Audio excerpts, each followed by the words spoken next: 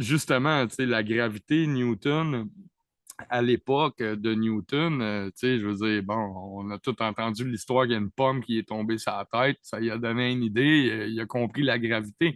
Mais à cette époque-là, il ne savait pas que c'était le résultat d'un champ électromagnétique, tu sais.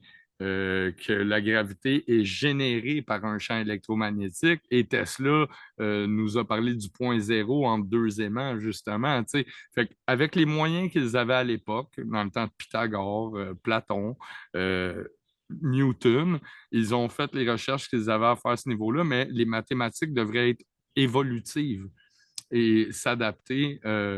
Parce que j'ai donné l'exemple, quand on dit 10 fois zéro, comment ça donne zéro? Parce que si tu as 10 fois le néant, ben, tu as quand même 10 fois zéro. Il y a quand même 10 fois rien.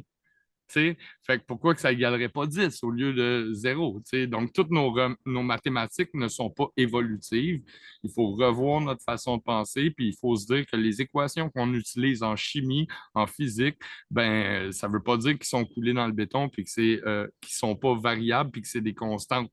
Donc là, tu remets en question les mathématiques, si tu remets en question la géométrie et les mathématiques, tu remets en question toutes les sciences de l'univers, et c'est ça qui a choqué et bouleversé beaucoup d'astrophysiciens, autant dans mes travaux, dans mes recherches, que dans celle de Terence Howard, tu sais, des gens qui ont été endoctrinés à une certaine façon de penser, qui disent non, non, ça, c'est l'équation de, ouais, mais tu te bases sur une forme de pensée qui a été pensée par un humain. Ça ne veut pas dire que lui aussi, il détenait la vérité absolue, tu comprends?